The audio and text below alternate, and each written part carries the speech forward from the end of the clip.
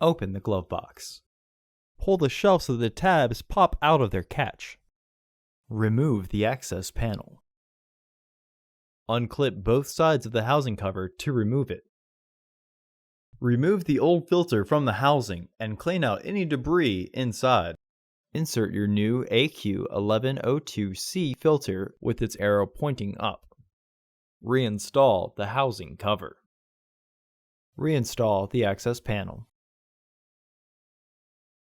Clip the shelf back into the glove box. Close the glove box.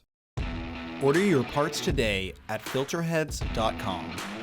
Also, please like our video and subscribe to our channel so you won't miss any new content.